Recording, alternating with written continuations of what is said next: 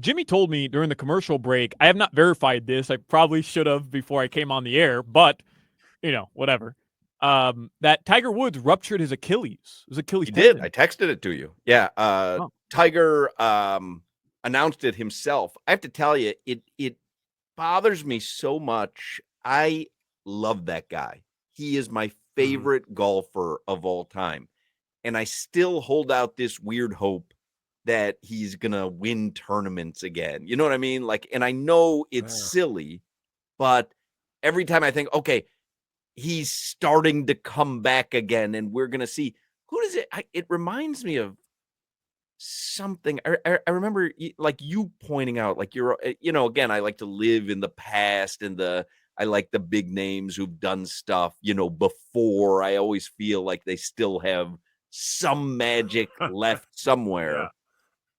Tiger tweeted out, as I began to ramp up my own training and practice at home, I felt a sharp pain in my left Achilles, which was deemed to be ruptured. This morning, Dr. Charlton Stuckin of the Hospital for Special Surgery in West Palm Beach performed a minimally invasive Achilles tendon repair for a ruptured tendon. The surgery went smoothly, and we expect a full recovery. I'm back home now, blah, blah, blah. It just bums me out. I love Tiger Woods, and it starts to hit you like, yeah, you're never really going to watch Tiger do on the tour what he once did. And I know this is years now, but I still always hold out hope that, in some magical way, Tiger's going to be back. But ain't happening. It's Marino in them last couple years when he couldn't even move. I bring up the one that it hit me, athletes get old, was Emmitt Smith with the Cardinals. Oh, I know who it was that I was thinking of. This was the Mike Tyson fight where I was saying, oh, I'm expecting to see, even if it's just for a glimpse, Mike Tyson, who I watched in the 80s. You know what I mean? Like and I know against all logic, it doesn't make any sense, but I now remember, it was the Tyson fight. And I was like, yeah, but he'll muster it up for a round or two. And then you watched him and it was like, holy mackerel. That's not Mike Tyson. And I'm not saying Tiger's that, because when he's out there playing, he's still obviously he can drive and he's not going to win a tournament, I don't think, but man, rupture his Achilles, like it bums me out. But it bums me out. And that's the thing. They can still play at a high level, but they just can't do what you love them. Tiger can't do what you love him for. I mean, he's not red shirt. Tour. He owned the tour. Like it was red shirt, 18 under Tiger. Yeah. You'll never see that again the rest of your life, Hawk. I'm sorry to tell you. Such a bummer. 2019, the Masters, like that was it. That was the farewell. Yep. Yeah. Which even then you didn't expect, and you got that, and so you should be satisfied. I'm talking to myself. Yeah. But he's still out there, and I just. He also walked past his leg after that, Hawk. I know. I remember Cardinals, Emmitt Smith, Phoenix, Shaq. You remember Phoenix, Shaq couldn't even run up the court. Yep. Wizards, Jordan, like the Raiders, Jerry Rice when he had his dread started halfway back from his head. Like, guys get old. Father Time's undefeated, man. Yeah. Not to, harp on this because we talked about it a week ago, but that's why LeBron James is a unicorn. It's so miraculous. You're so right, because he literally is still playing at a level that he takes games over. He puts up nights statistically where you don't know if he's 20 or 40. Like it is wild. Like you really should appreciate him now. I know he's not playing right now, but you should appreciate him now, because that it just cannot last. Listen, Tom Brady's Super Bowl with Tampa. Like, I mean, that was miraculous. What's that crew? It's LeBron, Melo, Bosh, CP3. That year, that Banana Boat crew. Think about the other guys. Yeah. Think about the other guys' careers. Carmelo's retired. LeBron's still putting up MVP numbers. Chris Yeah. Paul is playing, but Chris Paul isn't an all-star anymore. Chris Bosh is retired. Like, it is amazing what LeBron. I read you guys LeBron's numbers this year compared to his numbers in his last MVP award season, which I believe was 13-14 with the Heat or 12-13 with the Heat. So that's over a decade between his last MVP season and him at 40 years old. And they're the same numbers. Staggering. But listen, they did this morning on ESPN. The only reason I know this, they showed the LeBron stats. The next image was that Jokic has scored 90 points, had 40 rebounds and 30 assists in the last 3 games. I understand, LeBron, but this big white dude in Denver is about to get this MVP this year. Sorry, SGA, you're a great player. Jokic is winning that thing again. I'll tell you what, Jimmy Butler could win MVP this year had he gotten to Golden State at the beginning of the season instead of halfway through it. Jimmy's balling. He'd be in the conversation. He has revitalized. They were talking on ESPN this morning. Is Golden State a contender in the West? They were left for dead. They were left for dead before Jimmy got there. They're not, by the way. I watched that, and I watched that too. And somebody made a great point.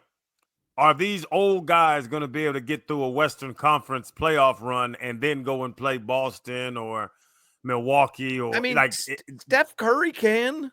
His game is perfectly suited, man. Like, he doesn't bang. And I think Jimmy, in the situation that he's in, like, man, I don't know how you could say that they're not a contender.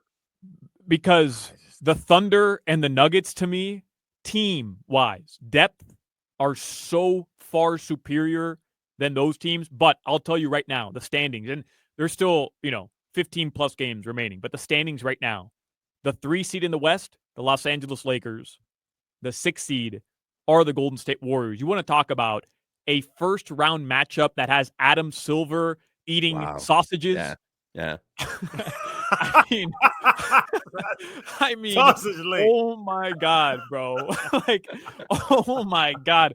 Luka and LeBron versus Steph, Jimmy, and Draymond in the first round would be unbelievable. Yeah. But if somebody wasn't listening earlier, that would have sounded a little weird. In that hypothetical, I'm putting my money on the Lakers. Not easily, though. I mean, you'd have to think that through. I mean, you're doing it, I'm guessing. Well, I was going to say because of Luka, but no, Luka and LeBron. But man, Steph Curry is just capable of doing inhuman things. Yeah, they're going to score, and then he has to go play defense as well, and then they're going to go at him. The Lakers are whooped up. I wouldn't hesitate to bet the Lakers in that series right now. What are the Lakers to win a title, Hawk? Have you checked that? You said listen, Denver, OKC are by far higher. I think so as well, but last year I thought the same thing, and then all of a sudden it was Minnesota and Dallas in the Western Conference Finals.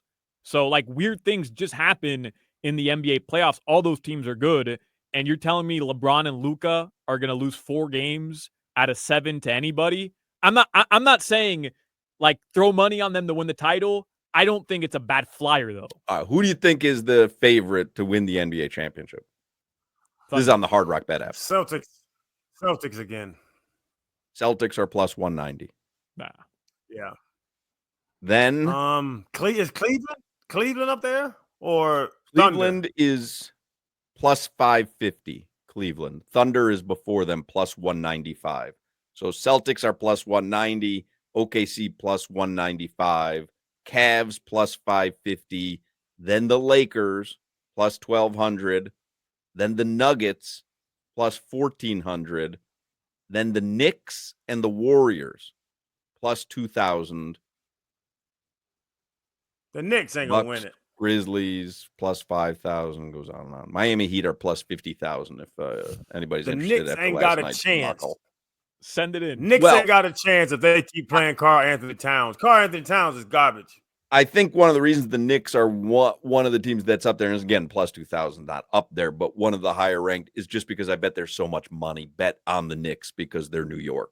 So I think it just kind of merits it being probably not a great price. Oh, because that Knicks-Lakers game I watched, the Knicks are not good. I don't know how they win games because that little light-skinned boy with the receding hairline is pretty good, but the rest of them dudes is garbage. MVP right now, SGA is minus 475, and Jokic is plus 325. It's a joke. It's a joke. Because it shouldn't be that far apart, but Jokic isn't going to win it again. Everybody knows it. But because it's voter fatigue, and OKC has the best record by far and like the best win margin by far. But it's a joke. Jokic has won 3 MVPs. I told you guys yesterday. And he's having the best season that a big man has ever had in the NBA statistically. Show us that you want it more, Jokic. You don't even seem like you want it. Most improved player. You want to guess who the favorite is? No idea. Tyrese Halliburton? No. Cade Cunningham. Oh, yeah. Having a great season. Yeah. It's a weird award, though, because it's like, oh, okay. Yeah, I mean, the Pistons had a crappy season last year, so you were crappy. Now you're better. But he's minus 260. Dyson Daniels is plus 210. And then Tyler Hero, plus 3,000. If the Heat were a 5 or 6 seed right now, then Tyler Hero would probably be the favorite to win that award.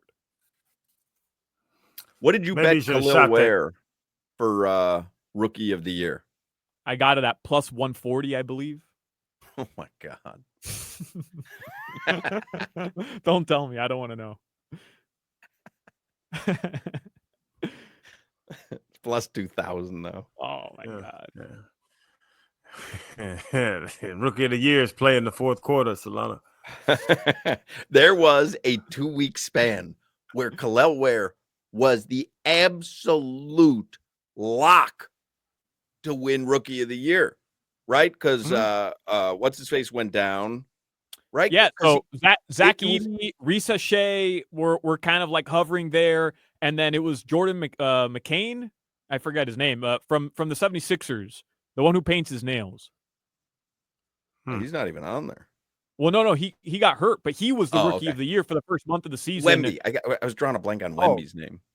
Was Kel'el Ware? What was he plus or not Wemby? Who was was it Edey? I guess who was the favorite? Well, no, the favorite for the first 2 months of the season before Kel'el Ware was playing was the rookie from Philadelphia. I'm blanking on his name, but you guys know who I'm talking about. He does all the TikTok dances. McCain, I think. Yep. Yeah. Jared McCain. Yeah, Jared McCain. And then it was Zach Edey, Risa Shea for a little bit, and then it was Stephon Ware Castle. had this run. Right. Castle, by the way, is the favorite right now, minus 350. Yeah. From the Spurs. Yeah.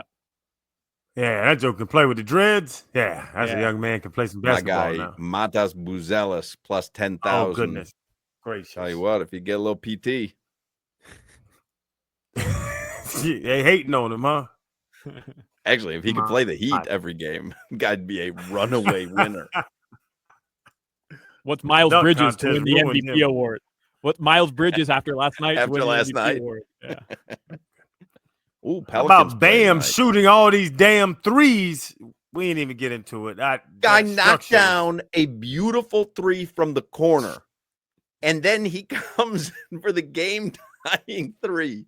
Has a great look. I mean, that's nobody's his open. Around him. There's no one around him. Great look. What was that? And he left his little hand in the air with his wrist bent. Take your hand out the air. I literally laughed out loud on my couch. I thought it was funny. Like he had banged down that 3 from the corner, and it was beautiful. And so when he got it at the top of the arc, and I'm like, oh, this is yeah, I'm already running backwards. I'm not even looking. We're allowed in our living room. We're allowed to throw our hands in the air. He's not allowed to let that ball go and leave his hand up there like it's going to hit something. Bam is maybe in the midst of the best offensive stretch of his career, shooting efficiency-wise. No joke. But the Hornets have to be celebrating that the two biggest attempts of the game for the Heat were Bam Adebayo threes. Like what? Come on. Come on. You'll take, if you're the Hornets, you go, yeah, I'll take that all night long. If it comes down to 2 Bam threes, we'll even give him the one, which you got. Right. There ain't no way he's knocking down 2. Yeah. And Terry passed it to him. Like, was the just the schematics of the play? Was the thought to get Terry the last shot? Because that was not a good idea. And then he kicks it to Bam. That's not a good idea. That whole last play had me looking a little. I rewound it on my little TiVo. I was like, well, I don't know what was supposed to happen here. Yeah, you got your bucket getters out on the court, Crowder. But I don't think Kel'el Ware was out there. We got 4 seconds. Let's get Terry the ball. Huh? I was, man, the end of that game there, I said, if Kel'el Ware can just hit a quick 8-pointer, I will cash this ticket. I was cussing you. That was 15 minutes of Heat, by the way. 15 minutes of Heat brought to you by Hollywood Kia, the #1 Kia dealer in all of Florida. Get the star treatment. We want to see you in a Hollywood Kia online at hollywoodkia.com. Yeah, that was something, man. That Bam 3. Crazy. Man. And I'm telling you, just hit that 3 and it looked so good. And you're like, holy mackerel, like Bam, because I'm like, please, you can't cough up this game. And I'm like, Bam's not going to allow it to happen. Mm-hmm. Bam's not going to allow it to happen. That's not where he lives. Stay in your comfort zone. He should have been right around the free throw line. Anybody interested in the Clippers Pelicans tonight? Anybody a little Zion action? Well, yeah, because the Heat play the Clippers tomorrow. So, yeah, Clippers on the second night of a back-to-back. So Harden tonight, 25.5. Kawhi, 23.5. Trey Murphy, 20.5. CJ McCollum, 17.5. But what about the Pels? Would you like to guess Zion Williamson tonight? 21.5. 23.5. Oh, munchies. Go get him, munchies. Let's see what he is for a triple-double. Didn't he have a triple-double last time he played? Huck, he had 1 triple-double in 206 games. He's not hitting another triple-double for 5 years. James Harden tonight, triple-double, plus 1,000. Zion tonight, plus 2,500. No chance. How about a parlay? A Harden and a Williamson double-double parlay.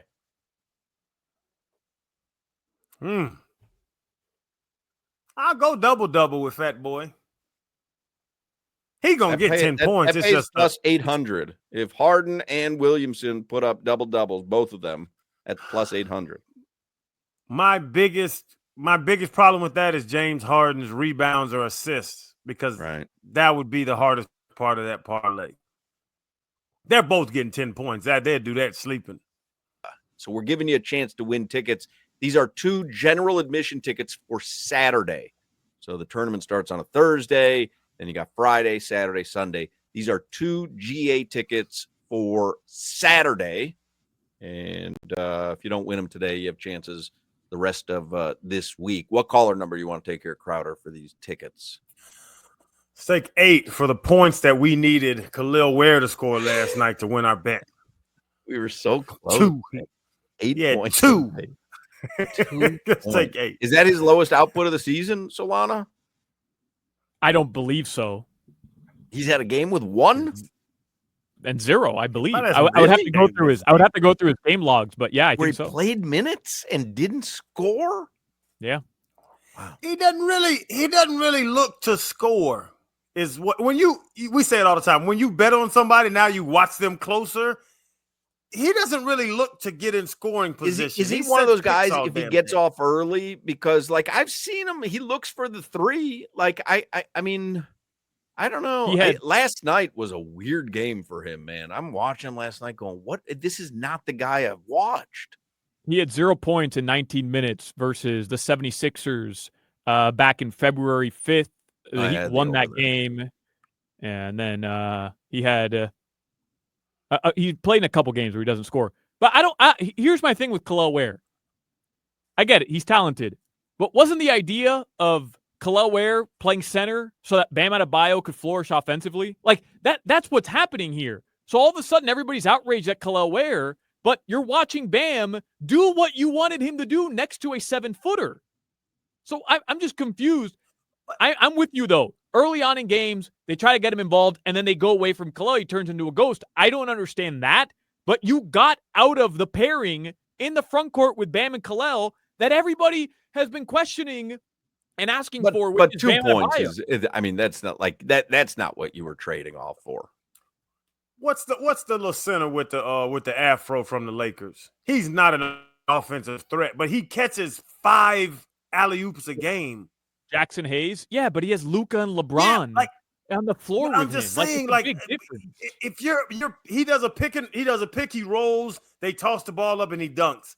He's not talented, but he can make a couple plays. It's like he's either not in the offense or doesn't look to score. But I've watched him now for a couple games. It's not like he's aggressively trying to put points on the board. Anyway, caller number 8. The number of points we were away from Kel'el Ware over last night gets the buckets and bets tickets. 305-567-0560. 305-567-0560.